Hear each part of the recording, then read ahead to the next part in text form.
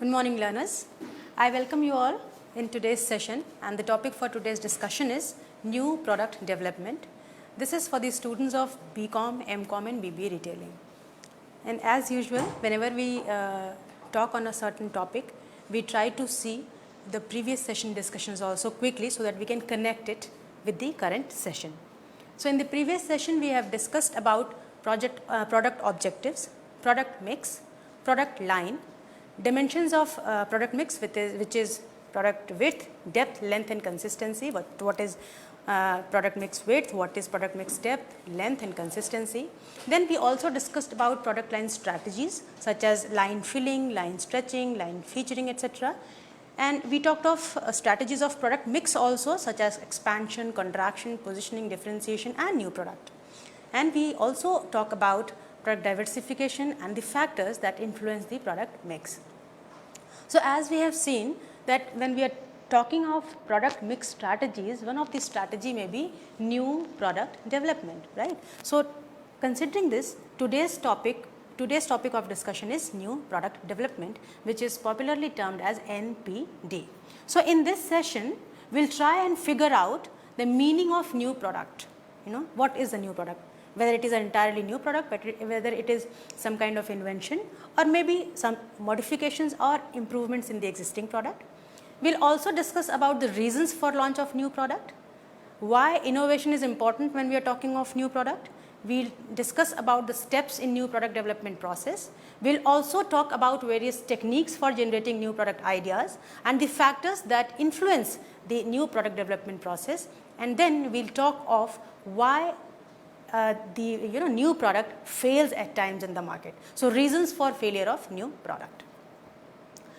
So first of all, let us see what is a new product, right? So a new product, as I said, it may be entirely new product. It may be modification or improvement in the existing product, right? So new product may be improvement in existing product. It may be entirely new to the world, which is kind of inventions. And as we all know that it is rare. It is relatively rare in comparison to other kind of new product development if we talk of. And then we can also say that additions to the existing line, whatever product line is existing with the company, when we are trying to make certain additions, that can also be termed as new product, such as when we do line filling. You are offering certain commodities and you are seeing a gap in particular line, in a product line, and you want to fill that gap so that you can cater to the other customer who is otherwise not coming to you. So maybe the line filling, to fill that line, if you are adding another product to your existing product line, that can also be termed as new product. As we have discussed in the previous session that we can do line stretching also, and in line stretching what do? We do up market stretch, adding highly priced commodities to the existing product range, down market search, adding low priced commodities to the existing range, and two-way stretch, maybe some commodities, some products, some varieties which are highly priced and some are low priced, right? So even additions to the existing line also is considered to be a new product. Or sometimes a company introduce a whole new product line which is new to the firm. It may not be new to the world, it is not an invention, but yes, for the firm it is new, right? So when a company introduces a new product line, which is also termed as product mix expansion, that product line can also be termed as new products. Likewise, as strategy, company also reposition its products. Why do it reposition? We'll see it later in the subsequent sessions. But for the time being, we have to understand that even when we are repositioning, or when we are making certain modifications in an existing product and we are repositioning in a market segment or maybe a new market segment, right, then also it is termed as a new product. And quite often it is seen that in existing commodities or existing products or services, whatever it is there, sometimes company does huge cost reduction. So they try to bring in innovation in cost. Right? By reducing cost, they are trying to have a new market segment. So even in that case, that product can be considered as new product. So this is very important. Like in order to understand new product development or what is a new product and how do we go about it, it is very important to understand what is innovation. and what importance does it have in marketing? So, innovation, as we all know, that it is a source of competitive long-term advantage. Market is dynamic in nature. It keeps on changing. The taste, preference, behavior of the consumers, customers, they change rapidly. To keep pace with that change, you need to adapt. And when I say you need to adapt, that means you have to bring in new, something new, some newness in your existing commodity or services, or in your existing offering, which can be termed as innovation. So, bringing something new or bringing some newness in the existing thing, maybe newness in the product, maybe newness in the process of the development of product, maybe newness in terms of cost. So, it can be in any form, it can be in any shape, but innovation is very, very important if we want to keep pace with the changing environment of market. As it is, you can see here that it applies to the marketing process as a whole. It is not restricted to particular commodity. It is not restricted to the offerings of the company, but it is inbuilt in the marketing process. You may try to bring some kind of newness in the promotional campaign. You may try to change. You may try to bring some kind of innovation in the distribution channel. So, there are various ways through which you can bring innovation in your company or in the marketing process. Innovation can be incremental innovation, disruptive innovation, architectural innovation, and radical innovation. We will discuss sometime later. Now, we need to understand that for this kind of innovation, what is important to understand is that we have to identify the gaps which is available. Learners, can you please excuse me for a moment?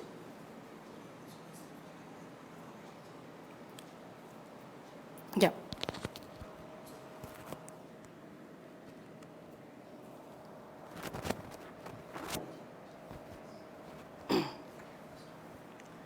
Sorry for the interruption. There was some glitch, so that we had to, that is why we have to stop this interrupt in between. So, I was talking about the various kinds of gaps which is required, or which you need to know when you are doing when you are trying to bring in innovation to your company. You try to understand, you have to understand, excuse me, just one moment, students. Can we get the slides, please? Yeah, thank you so much. So, as I discussed that we need to understand and conduct gap analysis in order to bring innovation in the company or in the marketing process. So, what are those kinds of gaps? So, those gaps may be usage gap, distribution gap, product gap, and competitive gap.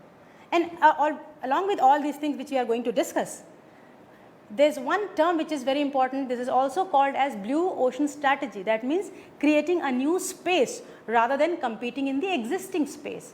So, that we will discuss maybe sometime later, but let us now quickly see what are the various kinds of innovation, that is incremental, disruptive, what is architectural and what is radical innovation, and then we will see what are the different kinds of gap which we need to analyze in order to bring in innovation to the marketing process. So, the first that we are going to discuss is incremental innovation. So, what is incremental innovation? It is such innovation which every company does it at regular intervals sometimes and in some form or the other. So, this is a very popular thing. It is so popular and it is so common in practice that sometimes some experts they do not even consider it as innovation, and this is called as incremental innovation. Incremental innovation is nothing but a minor improvement to the existing products or services or the process or the methods. So, it means when the company is trying to bring in a series of small investments just to keep the pace with the changing patterns or changing behavior, changing preferences of the customers. So, this kind of innovation is called as incremental innovation. This focuses on improving an existing product's efficiency, productivity, and competitive differentiation. This innovation, it can be simple as adding some new features to the existing products. Say for example, the Colgate toothpaste. There are various kinds of Colgate toothpaste which is offered in the market, and the new addition to it was Ved Shakti. So, simply by adding a new some new features to the existing product. Colgate toothpaste is already existing, but just by adding certain new features, that means adding some Ayurvedic things to that toothpaste, you are trying to offer something to the market to fill the gap, or to grab those customers who were going somewhere else in the name of Ayurvedic things. So this is also incremental innovation, and it is very simple. But incremental innovation can also be a little complex. Say for example, if you try to develop a new line, product line, or when you are developing a line extension, then it can be a little complex. You may have to work a little more on designing or thinking of the features that can be added in that particular new product. Since it is minor improvement, it does not have much impact on market dynamics. It is quite predictable, and it is very safe in terms of risk, because whenever you are trying to offer some new product to the market, there is always a risk whether the market would be receptive for that particular product or not, or service or not. So it is risky business. Offering new product to the market is a risky business. But if you talk of incremental innovation or new product which is a form of incremental innovation, it is relatively safe. And as I have discussed earlier, incremental innovation is done by every organization in some way or the other. Then we will talk of disruptive innovation. As the name suggests, disruptive, that means blowing away whatever is existing. You are trying to blow it off, and you are trying to create a new market for your particular commodity or service. This term disruptive innovation, it was first introduced by Clayton Christensen in 1995, around 1995, and it refers to a concept, product or service that creates a new value network, either by disrupting an existing market, right, or maybe by disrupting a commodity which is an offering which is already there in the market. You are wiping it off and you are bringing in a new commodity. For instance, if you talk of maybe 2 decade back, HMT watches, it is a kind of history now. Thanks to the influence of social media, that you can still get HMT watches online, but the kind of popularity that HMT had in the past, you cannot see it right now. Various other competitors, they entered into the market and they took away the share of HMT. For instance, Titan. Titan is now more popular than HMT. Likewise, if you talked of mobile phone, maybe again 10 years back, not very late, 10 years back, Nokia was the leading company in terms of mobile phone. Now, what is the status of Nokia? It is a kind of history, right? And Samsung took over that, right? So this is disruptive innovation. You are trying to bring in something new, and you are bringing it in a way that the already existing products, they are gone, they are blown away, and it eventually disrupts an existing market and a value network, and it creates a new market and new value network, right? It displaces established market leading firms, products and alliances, as we have seen, like HMT was displaced, and it changes the customer's perception entirely. For instance, again, if we try to see it with some example, in terms of vegetable oil, Dalda, which was once a brand, which was once a synonym to this vegetable oil, is not the case today.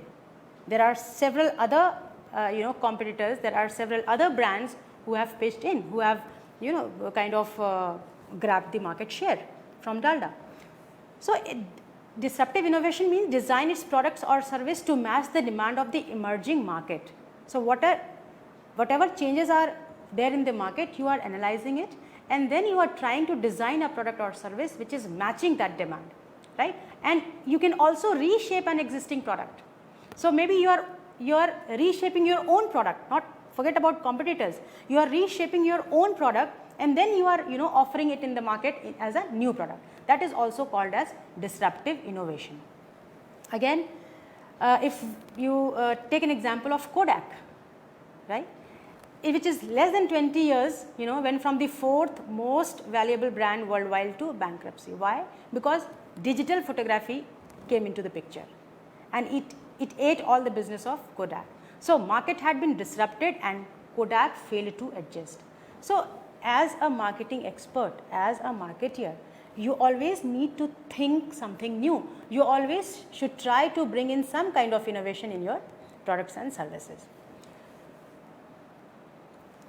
Now I will talk of architectural innovation. Architectural innovation is described as the reconfiguration of existing product technologies and was introduced by Rebecca Henderson and Kim Clark in 1990.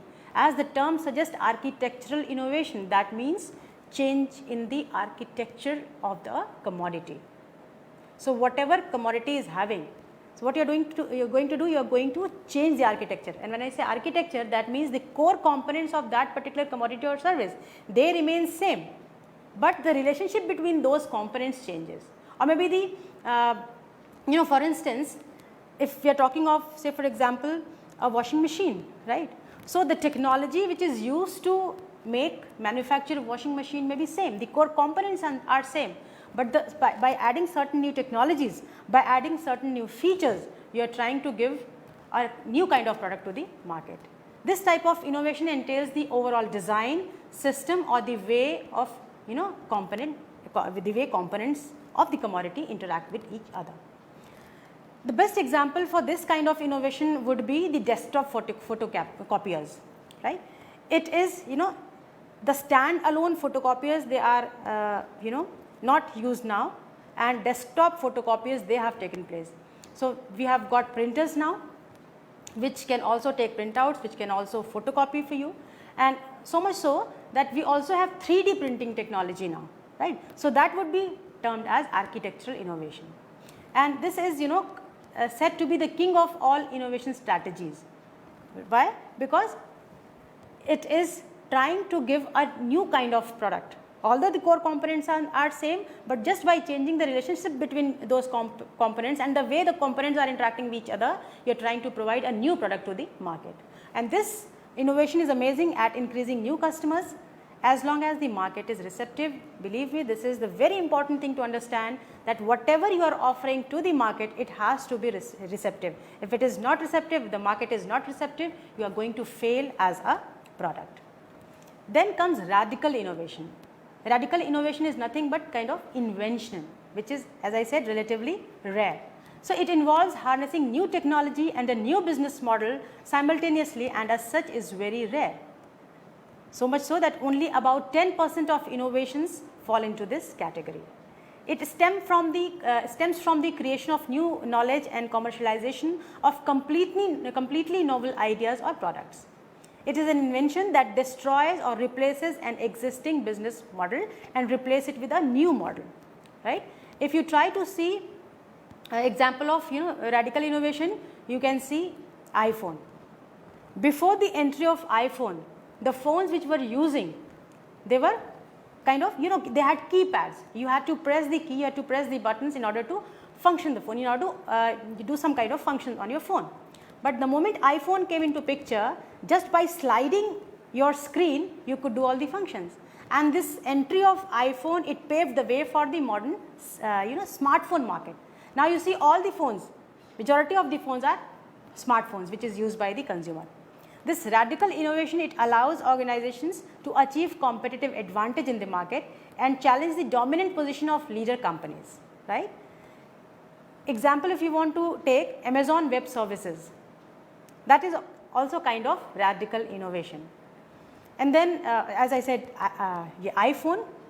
Likewise, if you talk of entertainment industry, Netflix and Hotstar, they can also be termed as radical innovation, because now through Netflix and through Hotstar, what you are getting kind of multiplex at your homes, right. So, this is all radical innovation. As I said, to bring in, if you really want to bring in some kind of innovation in your existing products or services, you have to do gap analysis. You have to understand what is there which is not existing, what is there which is already not there, and the need for that gap is felt by the customers. The gap is not enough. The need should be felt by the customers, and customers should be ready to fill that gap. They should be receptive. So, this gap analysis we have to do if we want to bring in new innovation to the company, to the marketing process. So, as we have discussed, there may be basically 4 kinds of gaps, maybe usage gap, distributive gap, product gap and competitive gap. So, what is usage gap? When you use a particular commodity or service maybe, then while using, you as a customer, you may figure out something missing, or maybe even while offering the commodity to the market, and after a particular period of time, the marketer themselves, they try to see the usage gap which is there in the commodity. So, by identifying that usage gap, and then you are trying to fulfill that gap with introducing something new to the existing commodity, and then comes distributive gap. Sometimes gaps in the channel of distribution. Say for instance, when for all the commodities, for the majority of the commodities, when companies, they were opting for indirect channel, that means through different distributive channels, Amway came into market by offering direct delivery to the customers. So, that means distributive gap.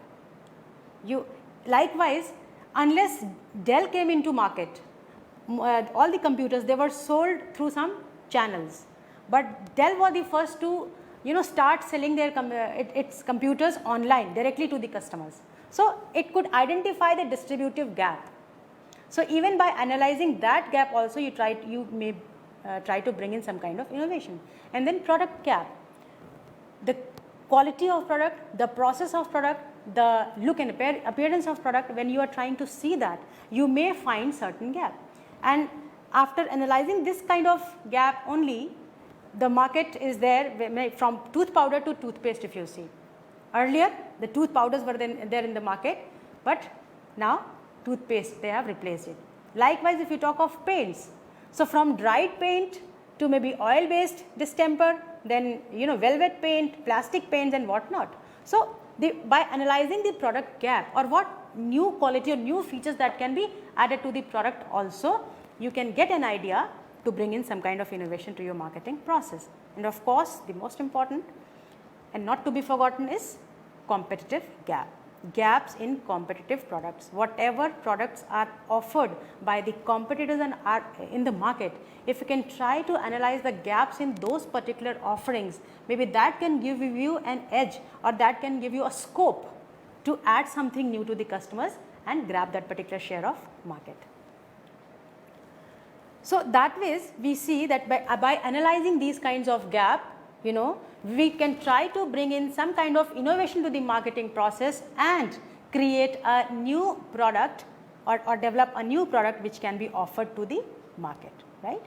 So, but as we have seen, as I said, that new product development is a whole lot of work. It is not a very simple thing, and it is very risky business also. So, it has to follow a systematic step by process before coming into the picture or before coming into being. So, what is the various steps, what are the various processes that are used while developing a new product? Let us discuss those processes. So, the first step is idea generation, second may be idea screening, then concept development and testing is done of the new products, then business analysis is done, whether that is profitable or viable or not, and then product development and testing, test marketing, and then the product is launched, or this step is also called as commercialization. Now, let us discuss all these steps one by one. So, what is idea generation? Idea generation, again, it is not restricted to a marketing, but it is across the board. And the new product approach starts with generation of idea only. Once you have analyzed the gap, now you start thinking of the ways through which that gap can be filled. So, you try to have as much ideas as you can have as an expert. And the idea is related to what? It is related to matching a perceived need with the recognition of a technical opportunity. The need may be old, it may be new, it may be apparent or latent, that means it may be stated or unstated, any kind of need, right. Now, we can see that there are various sources to get these kinds of idea. The first source may be the customer themselves. So, by interacting to the customer, maybe the sales force that you have, the sales persons that you have in the company, when they interact with the customer, with the interaction they get some ideas. that what customer actually is lacking or what customer is needing, what customer wants. By analyzing, sometimes watching the competitors also, you can get an idea what all you can bring in to your company. And there are other company sources also, such as I said, salespersons, they give their feedbacks, announcement of new technical breakthrough by research and development department, and then brainstorming is also at times done by the companies just to get the flow of ideas. So, and other than these also there may be several other sources through which the idea can be generated. And once the idea is generated, then you have there with the certain ideas. Now the step 2 involves screening of the idea. That means you have to critically evaluate the ideas that have been generated. And of those ideas, now you have to select the most promising idea that can fit for further, that is fit for further probing. So, when you want to screen your ideas, the generated ideas, then you need to analyze certain factors such as what is the market potential of that particular idea, whether it is profitable or not, whether it is workable or not, feasible or not, what is the likely sales volume, what production facilities are required, what kind of raw materials are required and whether they are available or not, or what is the availability, what is the cost of that, the availability of using existing technology, the plant and machinery which is required, the sales force and distribution channels and financial resources, etc. So, likewise there are certain factors which you need to understand, which you need to analyze while screening the idea. And once you screen it, and then you can come up with a particular idea that the company can commit to the proposed project. Now, the next stage is concept development and testing. So, once the idea is generated, it is screened. Now, the time is the transformation of idea should be transformed to a product concept. So, this stage generally develops a fairly complete picture of the proposed company offering. It defines the specifications of target customers, the specific need proposed to be satisfied, the manner in which the need is to be satisfied, the benefit that the customers are going to derive from it, from this particular product, and the cost of such need satisfaction to the customer. And then the concept is exposed to the target customers so that the reactions can be seen for further evaluation. Then comes business analysis. And when I say business analysis, again that means you need to work out its workability, its feasibility and its profitability. So, for that purpose you have to prepare a DPR, which is detailed project report. You try to figure out everything, the likely sales volume, the demand forecast and everything, and then once you prepare it, then you have to appraise it, whether it is financially viable or not, technically feasible or not. And once the appraisal is giving you green signal, then you come to the next step, which is product development and testing. Now you translate the idea into a product, and in this stage a prototype is developed, and this prototype is approximately close to the consumer product specifications. Whatever specifications that you have chalked out, it is approximately close. I am saying approximately close because unless it is offered in the market, unless it is received or welcomed by the customers, you cannot say that it is close or it is the same. And this product development testing, it helps in understanding if the company can master the needed technology. You have developed a prototype, now you are trying to see it through various angles. Now we do test marketing. So, your prototype is ready, but as I said, it is very important to understand whether market is receptive or not. So, say you just imagine a situation when you are producing something, when you are producing a commodity in a bulk, and when you offer it to the market, it is not accepted. So, everything is waste, you are in loss. So, before actually going for the real offering, as a marketer, it is always wise to do test marketing. That means you have to reassure of the positive market response, that yes, market is going to respond to my product positively. So, that is why it is defined as a research technique in which the product under study is placed on sale in one or more selected localities or areas, and its reception by consumer and trade is observed, recorded and analyzed. And this, with the help of test marketing, the marketer reassures himself about the sales volume also, that yes, we are going to have this kind of sales volume. And now the final stage is product launch or commercialization. So, based on the response of test marketing, we as a marketer, the company, they try to make certain modifications if required, make some improvements if required, and then the strategies are made about the pricing, distribution and promotion. Now, when all these strategies are formulated, now the product is ready for introduction in the larger market. As a part of marketing strategy, the company may decide to introduce the product in the entire market at the same time, or maybe introduce in a phased manner in different areas. So, in a particular segment you are in a particular market, or maybe a part of market you are introducing it, and later in a phased manner you are trying to introduce it to the whole market. So, why do we launch new product? As I said, the company, the marketing environment, the marketing itself is very dynamic, it keeps on changing. The supra system, the external environment where you are working as a company is changing very rapidly. So, to keep a pace with that changing environment, we have to adapt, and adaptation means we have to make certain changes. That means we have to bring some kind of newness in the offerings that we are offering to the market. So, as we can quickly see that the new product is launched, or new product is offered to the market, maybe to meet or block the competition, to fragment the market, to help in repositioning, to meet the need of existing customers, the changing needs of the existing customers, to meet the future need of the market, to increase the profitability, high growth markets, to help implement the strategy of the organization, to take advantage of excess capacity or the new resources that you have recently acquired and now you want to make use of it, and then to offer new value to the customer and to cope up with the changing needs of the customers.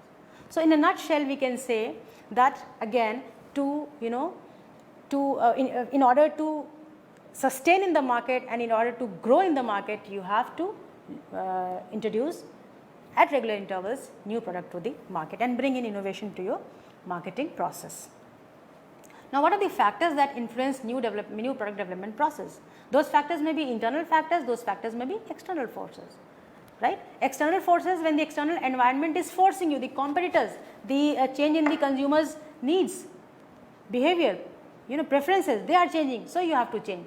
And maybe sometimes internal factors also motivate you to bring in certain changes. Maybe the kind of team, you have got a very motivated and efficient team, and they are quite sure that they can have more growth or maybe more profits by working in a new direction. So, these kind of internal factors also affect the new product development process. Sometimes it is the culture and the structure of the company that motivates it to go for new product development. For instance, 3M is a company, and Apple too, I would say, they are the kind of company that they have the culture that after a certain time, like in case of 3M, it is said that they believe in introducing new product every 3 years. So, this is the culture of the company. So, this also influence the new product development process. Sometimes the culture of company may not be such, but the leadership of the company is such, the leaders are such that they want to introduce something new to the market, and then availability of effective team. So, these are the factors that influence new product development process. Now, the important thing is why, as I said, most of the times the new products that is being introduced in the market, they fail. So, why do they fail? As a marketer, as an expert, it is very important to understand the reasons for failure, so that you can take care of all those reasons and you can assure that your new product is not going to fail in the market, right? So, the problems may be related to the 4 P's, that is product problems, distribution and channel problems, promotion problems, pricing problems, or maybe it is timing problem or competitive problem. Say for instance, when we say product problems, let us take product problems. That means maybe there is some problems in the product itself, the offering itself, that it is not welcomed by the customers. Like for instance, I am going to quote Tata Nano. Although Tata, I have much respect for that business group. They are the ones, they are the pioneers of social responsibility, social corporate responsibility in India, and undoubtedly one of the best companies in India, I would say. But their product, however good, I am trying to tell you, you may be a big giant, you may be a wonderful company, but maybe there are certain if there are certain problems in your product may fail. Like in case of Tata Nano, what happened? With the problem in the product, it failed. Tata tried to give something to the market which is less in cost, so that even the persons who were using motorbikes or maybe mopeds, they can afford it. So, for the sake of doing that, they introduced Tata Nano. But when it was introduced in the market, when it was offered to the market, people perceived that maybe it is compromising in terms of safety. So, it could not get the expected response from the customers. Then maybe the distribution and channel problems. Maybe the problem is not with the product, maybe your product is very good, but there are certain, maybe the distribution channels which you are using, they are not promoting it properly, or they are not giving it in time. So, once Parle-G, they introduced hamburger to the market, and in the distribution it took time, so it became soggy. So, customers did not like it. So, maybe this kind of problems also, maybe the reasons why your product may fail. And then promotional problems, the promotional campaigns that you have used, or maybe the media that you have used is not proper, is not fit to promote that particular product or service that you want to offer to the market. And then pricing problems, maybe the price of the commodity is either too high, which customers in general cannot afford, or maybe they are perceived to be high in comparison to the benefits that they are giving to the customers. And then timing problems. You may introduce your product maybe too soon or too late. If it is too soon, the customers could not even understand the benefits of that particular product and you have introduced it to the market, they may fail.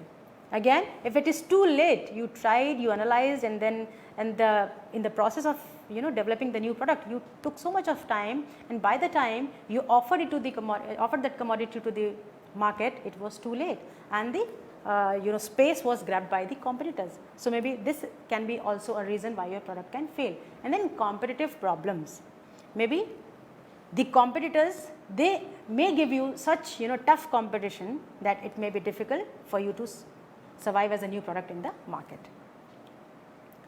So, let us quickly sum up what we have discussed today.